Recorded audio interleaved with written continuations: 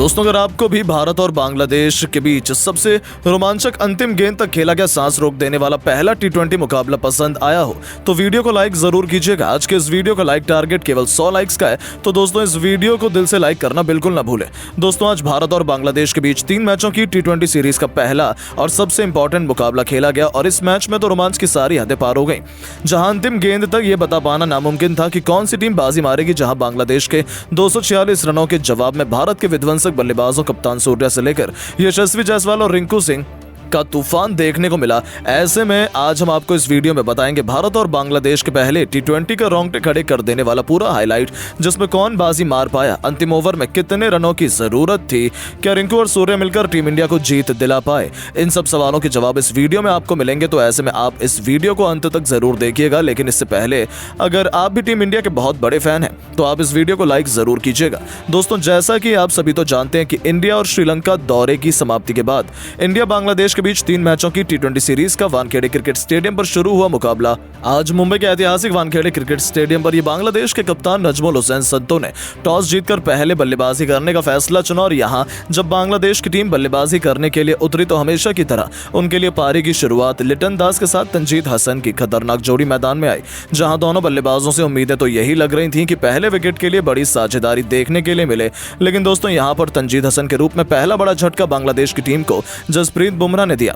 जहां अब पहला बड़ा झटका लग जाने के बाद फिर बल्लेबाजी करने के लिए उतरे खुद कप्तान नजमुल हुसैन संतो। जहां लिटन दास और संतो मिलकर साझेदारी को आगे बढ़ा पाते, उससे पहले लिटन को 7वें ओवर की दूसरी गेंद पर रियान पराग ने बोल्ड कर दिया और यहां लिटन 20 रन बनाकर ही आउट हुए। अब ये 2 बड़े झटके लग जाने के बाद बांग्लादेश की टीम पूरी तरह से लड़खड़ा चुकी थी। ऐसा लग रहा था कि आज के मुकाबले में बांग्लादेश की टीम ज्यादा से ज्यादा भारत के आगे 120 या 100 रन ही बना पाएगी। अब यहां संतो और शाकिब अल हसन पर पूरा दारोमदार था अपनी टीम के लिए ज्यादा से ज्यादा रन बनाने का।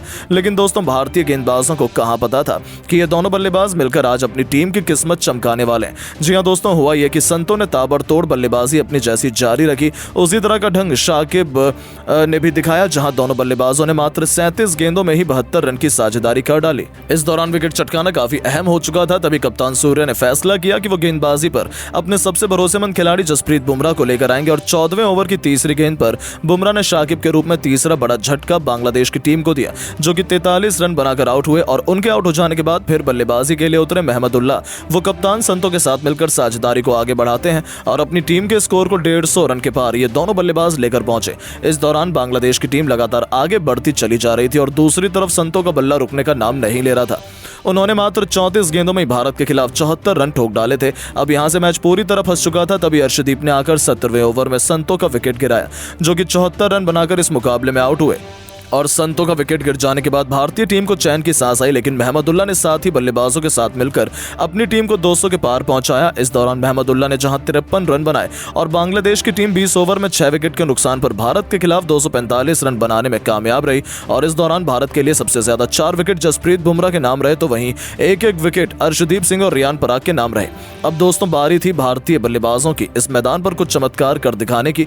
दोस्तों, टीम इंडिया को विस्फोटक शुरुआत दिलाने के लिए यशस्वी जायसवाल के साथ खतरनाक अभिषेक शर्मा की तूफानी जोड़ी मैदान में उतरी थी। ऐसा लगा था कि ये दोनों खिलाड़ी टीम इंडिया को ताबड़तोड़ शुरुआत दिलाएंगे, लेकिन अभिषेक शर्मा इस मुकाबले में एक बार फिर जल्दबाजी कर बैठे।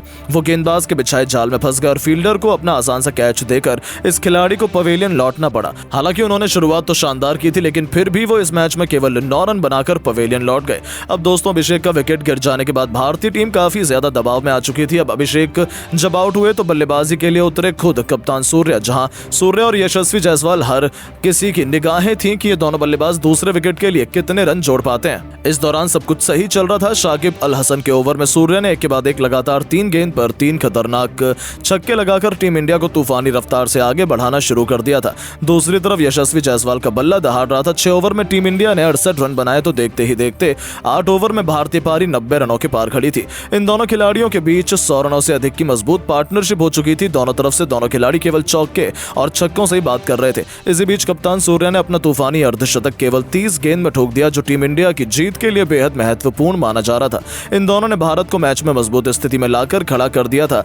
लेकिन दोस्तों, यशस्वी जायसवाल भी अपनी साझेदारी को ज्यादा देर तक आगे नहीं बढ़ा पाए और 49 रन बनाकर वो आउट हुए। अब पूरी जिम्मेदारी भारत के 2 सबसे खतरनाक टी20 बल्लेबाज रिंकू सिंह और सूर्य कुमार यादव के मजबूत कंधों पर आ चुकी थी मैच जिताने की, क्योंकि इनके अलावा कोई और बल्लेबाज भारतीय टीम को जिताने का दम रखता नहीं था। अब दोस्तों यहाँ टी20 के शूरवीर रिंकू सिंह ने भी आते ही अपने विस्फोटक अंदाज में एक तरफ से बांग्लादेशी गेंदबाजों की बेरहमी से कुटाई करनी शुरू कर दी। दोनों मिलकर साझेदारी को आगे बढ़ाते हुए अंतिम ओवर तक ले जाते हैं, जहां सबसे खास बात तो ये थी कि सूर्य कुमार यादव आज कमाल की लय में नजर आ रहे थे। उन्हें रोक पाना आज किसी भी गेंदबाज के बस की बात नहीं हो पा रही थी। यहां तक कि रिंकू भी दूसरी तरफ खड़े खड़े केवल उनकी खूबसूरत बैटिंग का आनंद उठा रहे थे। उन्होंने सबसे पहले तो मात्र 30 गेंदों में अपना अर्धशतक पूरा किया और अर्धशतक जड़ने के बाद वो अपने शतक की ओर आगे बढ़ चले। इस दौरान अंतिम ओवर तक जब मैच पहुंचा तो भारत को मुकाबला जीतने के लिए 6 गेंदों में 21 रन की दरकार थी। अब स्ट्राइक पर रिंकू सिंह थे। बांग्लादेश की तरफ से अंतिम ओवर लेकर आए थे मुस्तफिजुर रहमान। अब यहाँ पहली गेंद मुस्तफिजुर ने यॉर्कर लेंथ पर डाली, जो कि रिंकू से पूरी तरह मिस हो गई और कोई रन नहीं मिला। अगली गेंद पर रिंकू ने 2 रन भागे और फिर यहाँ से भारतीय टीम को 4 गेंदों में 19 रन की दरकार थी। रिंकू अभी भी स्ट्राइक पर मौजूद थे और दोस्तों रिंकू शॉट लगाने की कोशिश तो बहुत कर रहे थे, लेकिन उनके बल्ले से गेंद टच ही नहीं हो रही थी, जिसके चलते यहाँ बांग्लादेश की टीम पूरी तरह से फुल फॉर्म में थी कि वही इस मुकाबले को जीतेंगे। लेकिन दोस्तों जैसे तैसे करके तीसरी गेंद को लेग साइड की तरफ खेलकर रिंकू ने 1 रन भाग लिया और अब स्ट्राइक पर आ गए हमारे सबसे बेस्ट अभी तक के फिनिशर खुद कप्तान सूर्या, जहां सूर्या को 3 गेंदों पर 3 तूफानी छक्के लगाने थे और तभी भारत की टीम मुकाबला जीत पाती, क्योंकि 3 गेंदों पर 18 रन भारत को चाहिए थे। अब चौथी गेंद पर सूर्या ने सामने की तरफ छक्का जड़ दिया। 5वीं गेंद पर डीप कवर्स के ऊपर से एक और आसमानी छक्का जड़कर सूर्या ने भारतीय टीम को जीत की दहलीज पर पहुंचा दिया।